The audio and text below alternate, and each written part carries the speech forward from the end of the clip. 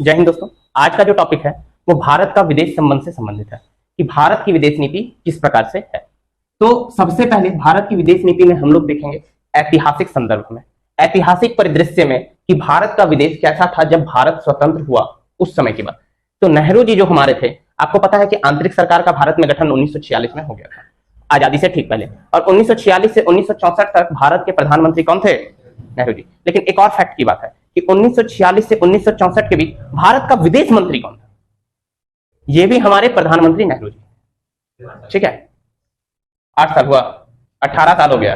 ठीक है, तो नेहरू जी का जो वर्क है विदेश नीति के बारे में, ठीक है, एक ऐसा नीति जिसके बारे में हम कह सकते हैं कि वो बिल्कुल सही थे। ठीक है, क्यों सही थे? उन्होंने 1946 से 1964 तक क्या क्या काम किए हैं उनके बारे में कुछ बात करते हैं पहले। तो इनके 3 रूल थे। क्या रूल थे? 3 रूल थे। पहला रूल था कठिन संघर्ष से प्राप्त संप्रभुता को बचाए रखना। संप्रभुता का मतलब हम पहले भी बताए हैं, सॉवर्निटी होता है। और सॉवर्निटी, संप्रभुता मतलब हम संप्रभु हैं, हम पर किसी देश का गुलाम नहीं है, हम किसी देश के अनुसार नहीं चलेंगे, हम अपने फैसले लेने के लिए स्वतंत्र हैं। ठीक है, ठीक उसी प्रकार जैसे आप लोग कोचिंग पढ़ने के लिए स्वतंत्र हो, हम पढ़ाने के लिए स्वतंत्र है। ठीक है, आपको अगर अच्छी नहीं लगेगी पढ़ाई तो आप दूसरे टीचर के पास जाओगे। ठीक है, या कहीं और अच्छा नहीं लगेगा तो मेरे पास आओगे। ठीक है, उसी तरह हमारे साथ भी है कि कल को मेरे को कोई बढ़िया कोचिंग वाला अगर ऑफर करेगा तो मैं शायद वहां पे भी जाऊंगा पढ़ाने, यहाँ भी जाऊंगा, वहां भी जाऊंगा। ठीक है, तो वही है कठिन संघर्ष, क्योंकि आजादी प्राप्त करने में हम लोगों ने बहुत संघर्ष किया था, बहुत लोगों का बलिदान दिया था। तो कठिन संघर्ष से जो संप्रभुता है उसको बचाए रखने की जिम्मेवारी थी शुरुआती सालों में। दूसरा, क्षेत्रीय अखंडता को बनाए रखना था। पाकिस्तान और बांग्लादेश, पाकिस्तान अलग हो गया था, बांग्लादेश के रूप में ईस्ट पाकिस्तान अलग हो गया था। 1935 में अगर देखोगे तो म्यांमार अलग हो गया था, और उससे ठीक पहले 1-2 साल पहले 1932 के टाइम पे अफगानिस्तान भी क्या हो गया था? अलग हो गया। तो भारत के क्या हो रहे थे? टुकड़े होते जा रहे थे। ठीक है, तो अब हम लोग नहीं चाहते थे कि भारत का कोई और टुकड़ा भविष्य में हो या भारत और ज्यादा बटे। तो हम लोग क्षेत्रीय अखंडता भी चाहते थे कि नहीं भाई, क्योंकि देखो तमिलनाडु वगैरह तरफ में आज भी द्रविड़ राज्यों की मांग है, पंजाब में अलग खलिस्तानों की मांग है। ठीक है, तो ये सब मुद्दे उस टाइम पे सोचो आज भी हैं, ये सब मुद्दे आज भी हैं, यदा कदा कोई लोग बोल देते हैं। ठीक है, तो उस टाइम जब देश आजाद हो रहा था तो क्या उस समय लोग नहीं बोलते होंगे? बिल्कुल बोलते होंगे, बहुत तेज से बोलते। तो क्षेत्रीय अखंडता को बनाए रखना बहुत बड़ी चुनौती थी। इसमें एक काम तो आपका सरदार वल्लभ भाई पटेल ने कर दिया था, 562 ये क्या बोलते हैं राजाओं को एक करके भारत को अखंड के सूत्र में पिरो दिए थे, इसीलिए एकता दिवस उन्हीं के लिए मनाया भी जाता। किंतु उनका देहांत बहुत जल्दी हो गया था।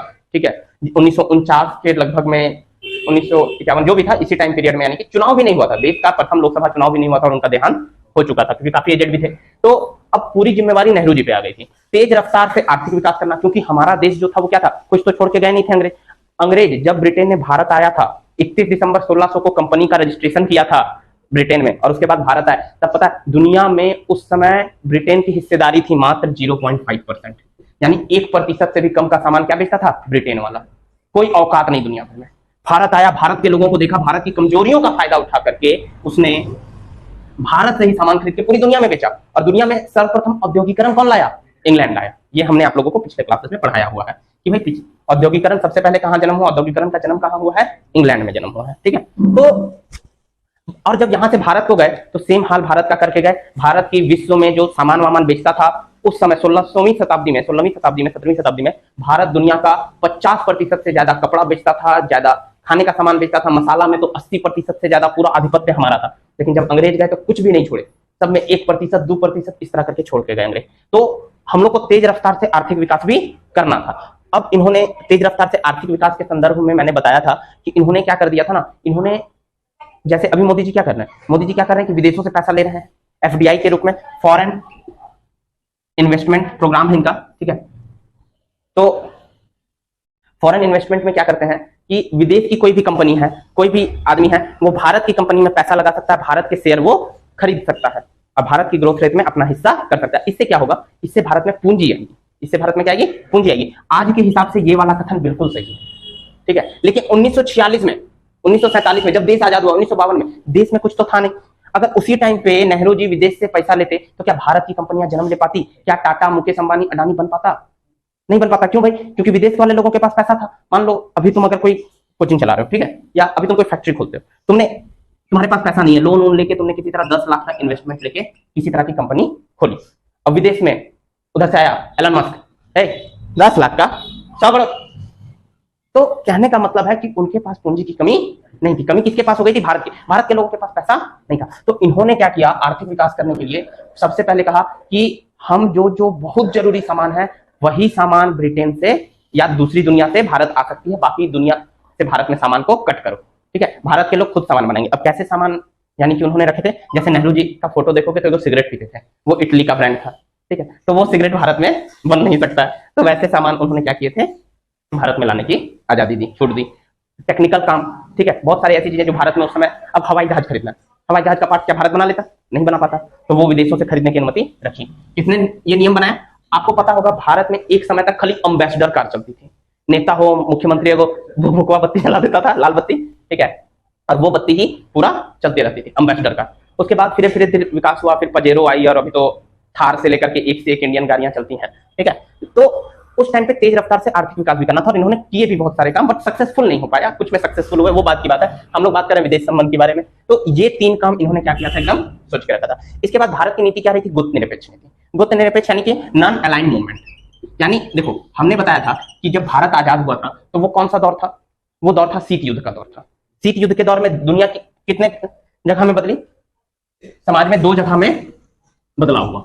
ठीक है, एक तो यूएसएसआर बना, सोवियत संघ, और दूसरा अमेरिका, यूएसए वर्सेस यूएसएसआर। किसने बना दिया? नाटो। ठीक है, किसने? यूएसए ने। 1 अप्रैल 1949 को नाटो का फॉर्मेशन हो गया, इसकी राजधानी ब्रुसेल्स में है। और यूएसएसआर ने बनाया वार्सो पैक्ट। कौन सा पैक्ट बनाया? Warsaw pact.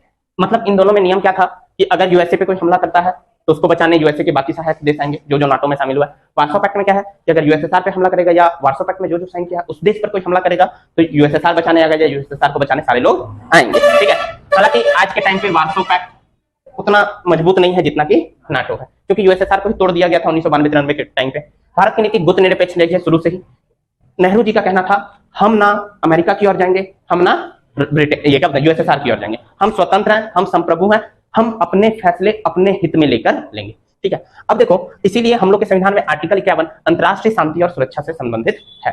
इसमें अंतरराष्ट्रीय शांति और सुरक्षा से संबंधित है कि इसमें भारत का कहना है कि यदि कल को अगर किसी तरह का फैसला होता है और उसमें नुकसान होता है, या किसी भी 2 देशों के बीच में विवाद होता है, तो हम हमेशा सबसे पहले किसको लाएंगे? मध्यस्थ को लाएंगे। किसको लाएंगे? मध्यस्थ को लाएंगे, एगो बीच में वाला को लाएंगे, और वो क्या करेगा? मुद्दा को सुलझाएगा।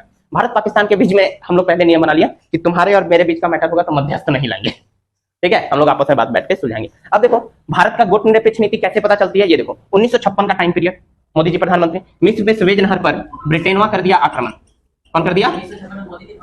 मोदी जी ने, नेहरू जी बोले, मैंने मोदी जी बोले सर। चलो कोई नहीं, तो 1956 में नेहरू जी थे, ठीक है, प्रधानमंत्री। अब मिस्र में सुएज नहर जो था, हम बताए हैं कि 1961-62 में जब पुर्तगालियों से हम लोग गोवा छीन रहे थे, तो मैंने कई बार जिक्र किया है कि गोवा को छीनते वक्त मिस्र वालों ने हमारा साथ दिया था। वो लोग क्या किया था? सुएज नहर को बंद कर दिया था, जहाज भी फंसा दिया था बीच में, ताकि पुर्तगाल की नौसेना भारत पे आ ही नहीं पाई। और हमने गोवा को पूरी तरफ से घेर लिया था, नीचे से थल सेना, आगे से इंडियन नेवी, और ऊपर से वायुसेना। ठीक है, तो उसके पीछे कारण क्या है? क्योंकि हम लोगों ने सपोर्ट किया था। कब? 1956 में। मिस्र में जब सुएज नहर का अटैक हुआ था, तब ब्रिटेन वालों ने, ठीक है, तब ब्रिटेन वालों ने मिस्र पर आक्रमण किया। बोला कि भाई सुएज नहर तो बहुत तगड़ा। सुएज नहर का अगर आप लोग डायग्राम देखोगे तो यहाँ पर मिलेगा बाबू, ये है सुएज नहर, और सारा सामान यूरोप का भारत से आने जाने का कौन सा रहेगा? यही।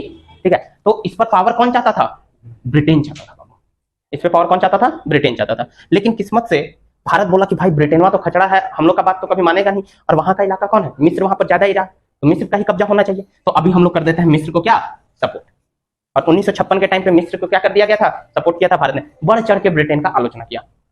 अमेरिका गुस्सा गया, क्योंकि अमेरिका और ब्रिटेन एकदम दोस्त। ठीक है, अमेरिका गुस्सा गया। अब हंगरी पर आक्रमण किया उसी साल रूस। अब ब्रिटेन वाला करेगा तो रूस वाला चुप थोड़ी रहेगा, ये भी कुछ करेगा, दिखाना है भाई हम भी ताकतवर है। तो रूस ने किस पे आक्रमण कर दिया? ठीक है, तो रूस ने जब आक्रमण किया हंगरी पर बाबू, तो भारत ने उतना बढ़ चढ़ के बोला नहीं। भारत क्या हुआ? साइलेंट रह गया यहाँ पे।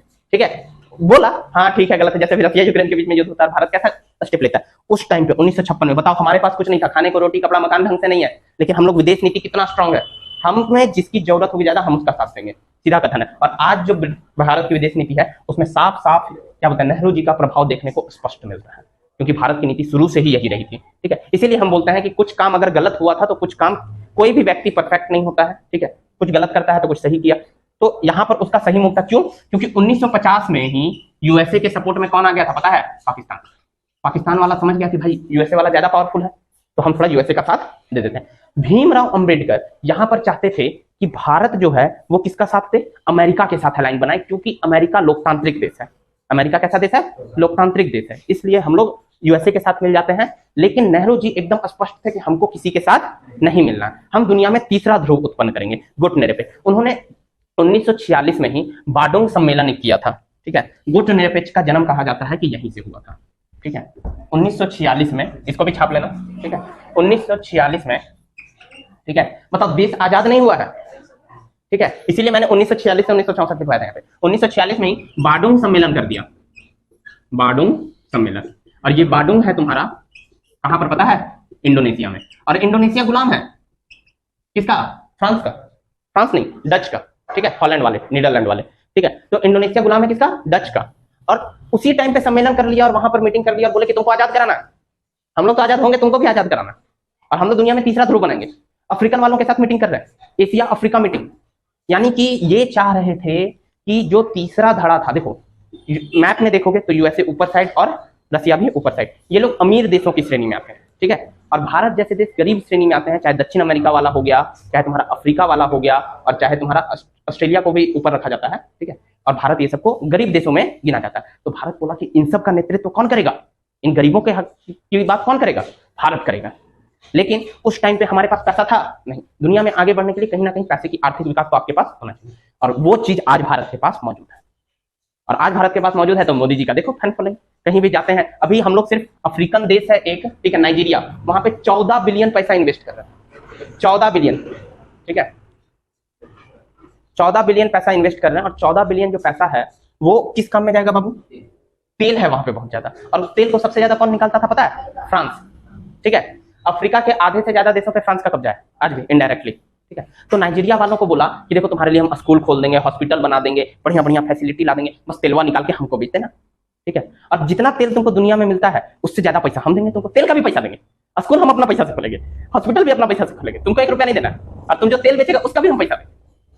नाइजीरिया वाला बोला भाई तो कितना अच्छा आदमी है, ठीक है, यहीं पे तुम ही लोग आओ भाई। क्योंकि देखो अगर एजुकेशन मिल गया तो बाबू फिर दुनिया में बढ़ने से तुमको फिर कोई आदमी आगे नहीं रोक सकता है। भारत को जो आगे बढ़ा रहा है, भारत की जो अभी वृद्धि हो रही है, उसमें सबसे ज्यादा योगदान किसी का है तो वो है मिडिल क्लास, यानी हम और आप जैसे लोग। ये मिडिल क्लास जो है ना हर चीज में आगे है, और चाहे अपनी धर्म संस्कृति की बात आ जाए, चाहे आर्थिक स्थिति की बात आ जाए, ठीक है, हर चीज में आगे रहता है। चाहे पढ़ाई की बात आ जाए, एजुकेशन की बात आ जाए, पूरा भार अगर किसी भी देश का कोई संभालता है तो मिडिल क्लास है। भारत में मिडिल क्लास सबसे ज्यादा है, यही स्ट्रॉन्ग पावर है इंडिया का और स्ट्रेंथ का, ठीक है। जिस दिन ये मिडिल क्लास को कोई बरगला दिया, बर्बाद कर दिया, वो दिन खत्म हो जाएगा। शुरू से ही जब आजादी की भी लड़ाई हुई थी तो आप देखोगे कोई गरीब तबका उतना इंपॉर्टेंट रोल नहीं निभा रहा था, अमीरों को मदद नहीं थी, सब मिडिल क्लास, चाहे भगत सिंह हो, चाहे वकील सब हो, सब मिडिल क्लास ही आगे बढ़ के कहीं ना कहीं आया था। तब जाके कहीं पे, क्योंकि वो लोग एजुकेशन लिया और फिर आगे बढ़ा। गांधी जी सबके टाइम पे सेम चीज रिवर्स में जा रही थी, ठीक है। अमीर साथ नहीं देते थे, राजा महाराजा को कोई मतलब नहीं रहता था, गरीब तो बेचारे दबे कुचले थे, उनको तो सर उठा के देखने तक का अधिकार नहीं था, ठीक है। तो इसको लिख लो थोड़ा सा छापो, ठीक है।